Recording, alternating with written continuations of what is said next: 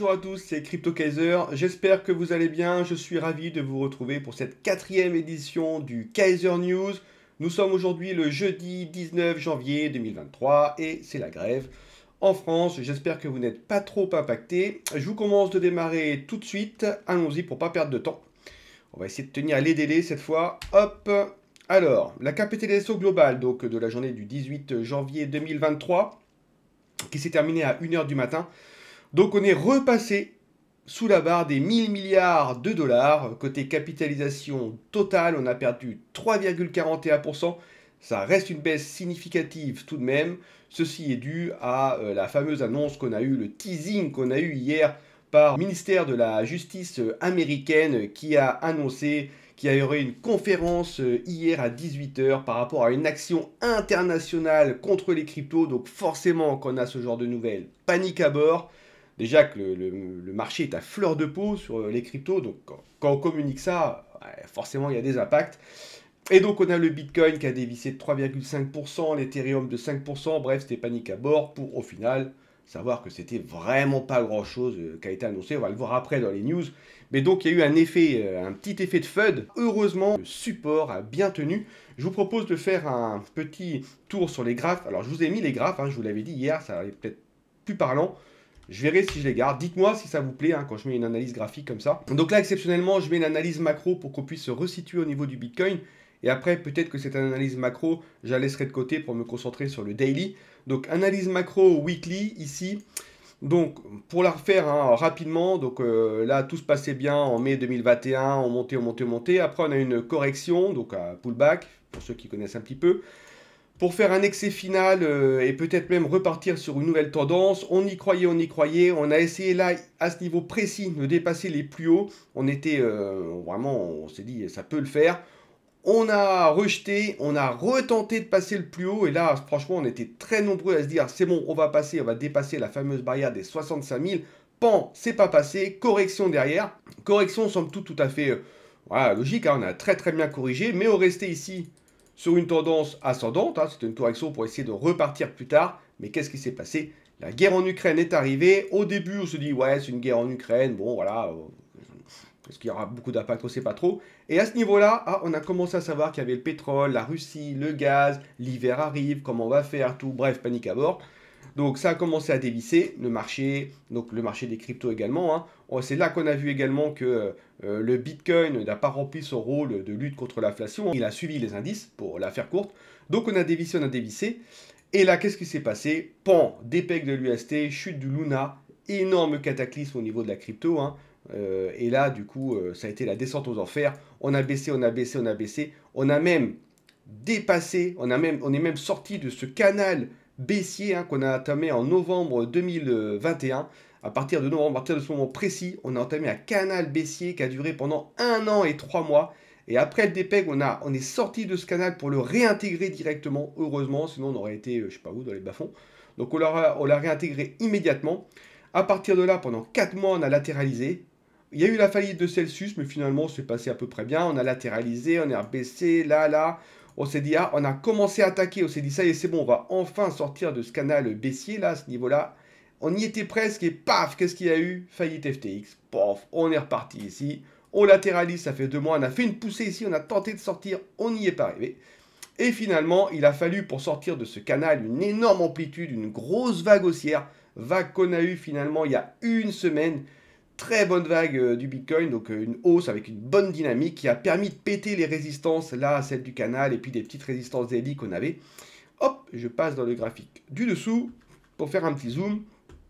Donc ici, on a le canal qui est baissier, comme vous pouvez le voir. L'amplitude, donc on a testé une fois, on a testé le canal, on a été rejeté, on est passé par le canal. Et ici, qu'est-ce qu'on a? Bon, après, il faut faire un peu d'Ishimoku de trading, mais bon, je vais vous l'expliquer rapidement, c'est pas très grave. Donc là, grosso modo, on a ce qu'on appelle une Keijun hebdomadaire. C'est une très grosse résistance qu'il faut passer. Et pour la passer, c'est pas évident. Mais là, on avait tellement d'amplitude que paf, faut la passer d'un coup. Il y a ce qu'on appelle la lagging span derrière. Bon, je vais pas vous l'expliquer, mais grosso modo, ça, c'est les prix, c'est une chose. Mais il faut après que ça soit confirmé par le fait que la lagging span passe bien ce niveau, ce qu'elle a fait. Donc on a passé ce niveau. Et après, je vous avais dit, voilà, il y a... Donc ça, c'est la première résistance qui est passée, qui devrait, je vous avais dit hier, devenir support. Parce que ça reste solide, hein. Une fois qu'on passe une résistance, celle-ci devient support, c'est la règle. Et après, il y a d'autres résistances que je vous avais annoncées, notamment celle-ci, 23 600. Et cette résistance qui correspond à un autre niveau de la Kaijun hebdomadaire, hein, c'est ce grand plat ici, là, qui correspond aussi au haut du nuage mensuel. Et ça, voilà, ça sera une grosse résistance à passer. Et donc, moi, ce que je vous ai dit hier, c'est que les prix devraient osciller entre là, et là, et là, comme ça. Mais ici, on a, hop, un autre niveau, là, de la Kaijun, là, un autre plat qui fait également office de résistance. Et comme on peut le voir, d'ailleurs, hop, on a tapé dessus. Voilà, vous voyez, ici, on a tapé dessus. On est revenu, on a un peu latéralisé et on est allé plus haut, on a tapé sur cette petite résistance ici qui est le plat du nuage d'Eli, pile dessus. On a tapé et là il y a eu la nouvelle. Donc là je me suis dit, moi franchement hier en fin d'après-midi, je me suis dit bon on va dépasser et après on pourra ranger tranquillement. Et le fait de dépasser cette grosse résistance nous permettrait d'être dans ou au-dessus du nuage mensuel et pas en dessous de ce nuage mensuel. Parce que si on est en dessous, ça fera office de résistance. Et du coup, ce qu'on risque de faire, c'est de latéraliser comme ça, pour remonter vers fin février un peu plus haut.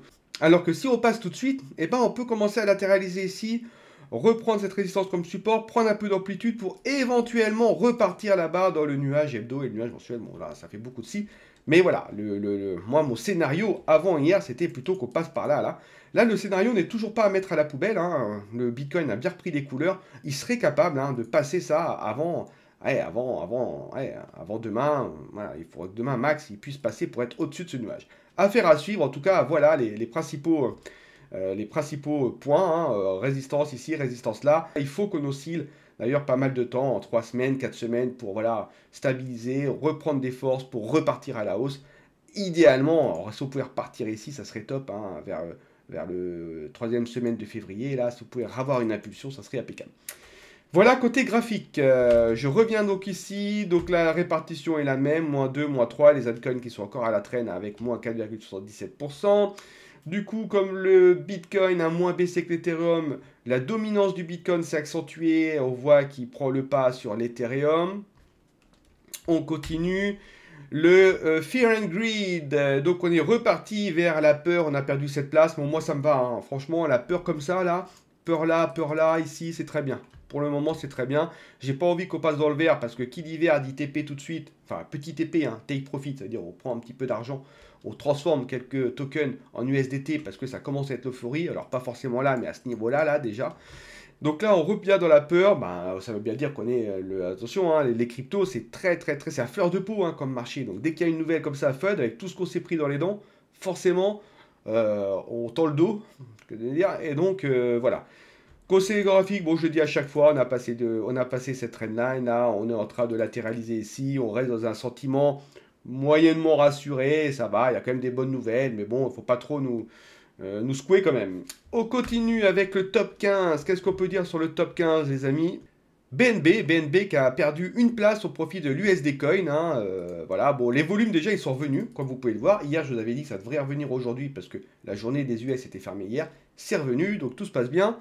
Les prix, ça a pas mal fluctué. Alors, donc là, il y a une. Bon, là, ça a été interdit. Bon, c'est dans l'air peur du trait, on va dire. Bon, voilà. BNP, petite baisse de forme. Là, en tout cas, il a perdu une place. Et le Shiba Inu qui est revenu là dans le classement au détriment du LTC qui avait pris sa place sauvagement hier. Le Shiba Inu, magnifique meme coin, qui est revenu à la 15e place. C'est incroyable. 452% de volume. Quand on pense qu'il n'y a rien derrière, c'est un truc de fou ce truc. Et il a augmenté de 6% dans les prix.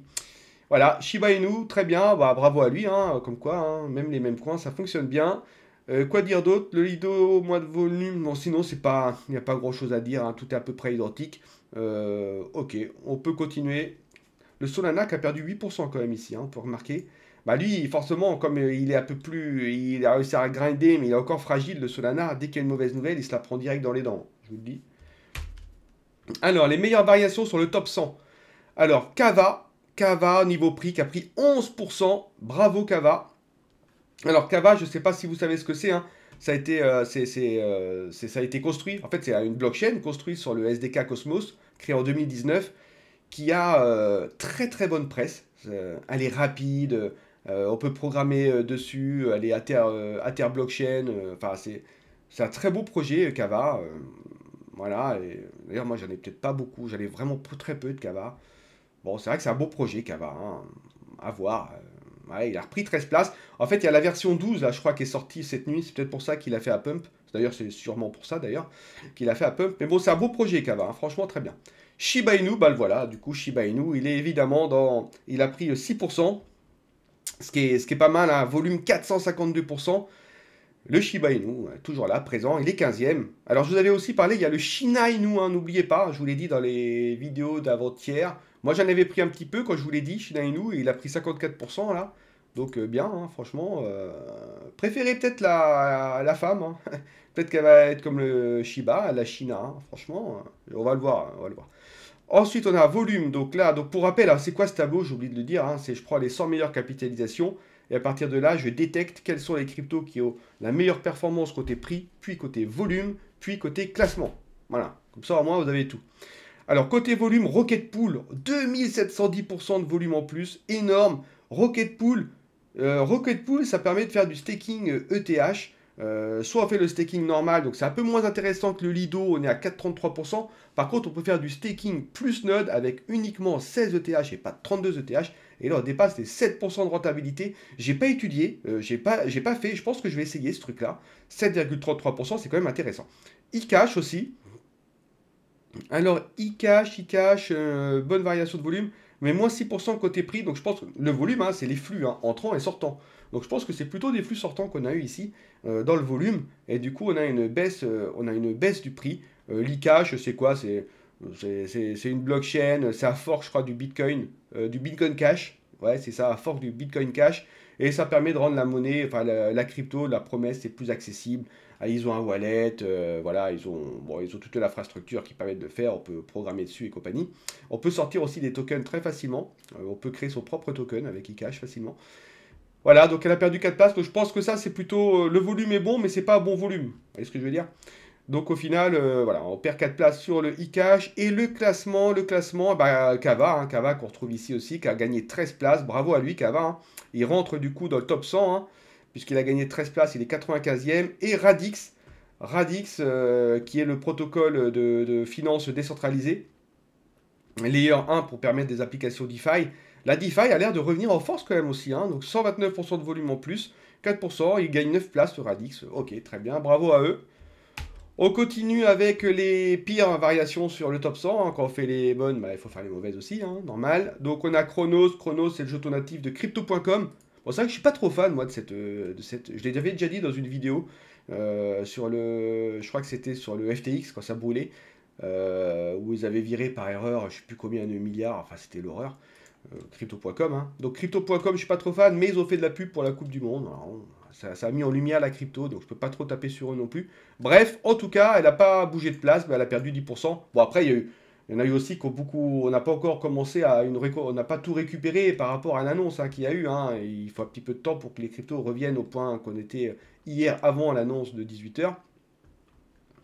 Theta Network, qui a aussi une baisse 10%, hein, c'est pas mal aussi, hein, 19% de volume en moins. Theta Network, pour ceux qui ne connaissent pas, ils proposent, leur but c'est de faire une infrastructure pour du streaming vidéo, pour que en fait, les plateformes de streaming puissent venir sur le Web3. Ils proposent une infrastructure pour ça. L'idée est bonne, mais est-ce que Netflix, Disney et compagnie franchiront le pas? Surtout qu'il y a Amazon qui s'est rapproché d'Avalanche, du coup, il va peut-être y avoir Amazon, va peut-être créer sa propre infrastructure, on ne sait pas. À voir. C'est peut-être à cause de ça qu'il a baissé d'ailleurs, hein, Theta, hein.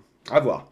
Le volume, Compound, ETH qui a une baisse de 98%, c'est beaucoup, il avait énormément monté, mais là ça fait 2 jours de suite qu'il baisse beaucoup en volume. Le Compound, il y a peut-être que les taux d'intérêt sont un peu tassés, etc. hein, ça permet de faire du staking ETH, Compound. Pardon, du pré-emprunt ETH, Compound. Donc peut-être que ça a un petit peu baissé, à voir. Pax Dollar, ça c'est la stable. Bon voilà, il a perdu en volume. Très bien, mais j'ai pas d'analyse particulière à faire sur les stablecoins. Le Myota, il a perdu, alors du coup, le classement, Myota 4 points, 4 places en moins, et le IK, j'en ai parlé, 4 places en moins. Iota, on n'entend pas trop parler de Iota, hein. On a entendu parler de Stellar lors du forum économique de Davos, avec le changement climatique, je vous en ai parlé hier dans les news. Iota, c'est vrai que je n'en entends pas trop parler, donc je ne sais pas trop ce qui se passe. Peut-être que c'est cette absence de news et tout ça qui fait que il commence un petit peu à baisser. On continue. On continue avec les cryptos les plus recherchés au niveau mondial sur CoinGecko. En first one, bravo, Rocket Pool. Bah Rocket Pool, oui, hein, Rocket Pool, j'en ai parlé, hein, effectivement, hein, 7,33% de reward sur du staking ETH avec montée à node pour 16 Ethers. C'est pas mal, hein, franchement, c'est pas mal, je vais regarder ça. Fetch.ai, elle a perdu 8 places, mais elle est 130e, elle a 12% moins, 18% moins, mais elle est très recherchée. Ah oui, c'est normal. Fetch.ai, ça parle de l'intelligence artificielle. C'est une crypto-monnaie qui est basée sur l'IA. Avec tout ce qu'on a sur ChatGPT aujourd'hui, forcément les cryptos qui touchent à l'IA au pumper ou vont pumper ou sont très recherchés. Donc Fetch.ai, alors je ne sais pas exactement de quelle IA on parle, si c'est avancé, mais voilà, forcément il y a un effet de FOMO là-dessus, elle a le vent en poupe du coup, et elle a été très recherchée sur CoinGecko. Donc peut-être qu'elle va à l'avenir plus monter un petit peu. Et on a le Shiba Inu, du coup, bah, la voilà, hein, effectivement, elle a beaucoup monté, elle. Bah, depuis que j'en avais parlé dans ma dernière vidéo, pas la dernière, celle d'avant, le China ou celle même de la première, là, il y a 3 jours, Shiba Inu, là, qui a encore pris 86 places, 692e, c'est un même coin, alors c'est un même coin, hein, donc risque maximum, tout, voilà. Mais quand on voit le Shiba Inu et quand on voit le Doge, le Shiba Inu, la tête est bonne, franchement, le nom est bien, Shina, Shiba. Ouais, ils ont été bons là-dessus encore, hein. Ouais, ils ont été bons. 25%. Bon, le prix est tellement. Ouais, j'affiche pas autant de décimales, donc, mais elle n'est pas à zéro, hein, mais voilà. Et volume 124% en plus. Ouais, ça attire la convoitise. C'est très recherché sur crypto, sur CoinGecko. Donc, vous voyez, voilà. Bon, moi j'en ai pris un petit peu. Voilà. Bon, après, chacun fait comme il veut. Ensuite, mes petites parties du capital, si vous investissez, hein, n'oubliez pas, hein. Faites très attention, hein, c'est hyper volatile, surtout ces mêmes coins, hein. Donc vraiment, allez-y, mollo, mollo, mollo si vous investissez, hein. Pas de, on ne fait pas de all-in, hein. Ça n'existe pas dans les cryptos, hein. Enfin si vous voulez vous retrouver à la rue, ça existe, mais sinon non. Le calendrier économique, bah, qu'est-ce que je peux dire? Eh ben, donc les chiffres sont passés, hein. Le CPI hier conforme à ce qu'on attendait. En douceur, c'est passé crème, 9,2%. Donc pas de panique par rapport à l'inflation, les chiffres étaient bons. Et les chiffres étaient même bons côté États-Unis, le Core Retail Sales et le Retail Sales. Alors ils ont revu leur estimation, hein. Le preview c'était un peu trompé côté investing.com, mais bref, grosso modo, les chiffres étaient bons, hein. L'inflation avait tendance à baisser, donc ça c'est de bonnes nouvelles. Donc c'est la raison pour laquelle les marchés crypto ont bien réagi, on n'a pas eu de dump, etc. Mais juste après est venue cette fameuse nouvelle du ministère de l'Intérieur. D'ailleurs, je vais directement y passer au tableau des nouvelles, comme ça je vais vous expliquer un petit peu. Et c'est là dans les news que, alors déjà, voilà, on a eu quelque chose hier d'assez lunaire, hein, grosse annonce du ministère de l'Intérieur de la Justice, comme quoi il y aurait une conférence hier à 18h heure de Paris, action internationale majeure enfin sur les cryptos. Donc là tout de suite, nous forcément, on a eu les yeux rivés sur qui? Sur Binance, parce que ça fait 4 ans qu'il voilà, y a une petite enquête qui est faite dessus, etc. Et au final, il s'avère que c'est juste un petit. Alors attendez, c'est un petit exchange chinois, Bizlato, inconnu au bataillon, je ne sais pas si quelqu'un le connaissait, tenu par un gars russe. Mais tout petit, à son apogée, il avait 6 millions de fonds. Donc vraiment tout petit exchange, voilà, insignifiant. Et voilà, tout ça pour dire qu'ils avaient arrêté le mec à Miami. Voilà. Bon après, voilà, c'était de l'argent un peu sale, mais c'est 6 millions versus plus de 1000 milliards de capitalisation côté crypto. Ah, 6 millions, enfin franchement, voilà. Mais voilà, ça montre aussi, c'était pour montrer qu'il y avait une lutte contre les cryptos, etc. Ils étaient très fiers de l'annoncer. Ok, soit. Mais bon, voilà, en même temps, ils ont fait dévisser le marché. Vous voyez, on est tellement à fleur de peau que ce genre de nouvelles, ils ont teasé le truc, mais comme il fallait pour faire un FUD, hein. Franchement, bravo à eux. Et ensuite, l'autre news, c'était ici, là, c'est CryptoLender Genesis prépare. Bah voilà, Genesis, hein, je vous l'ai dit en plus hier, hein, Genesis qui allait bientôt faire faillite.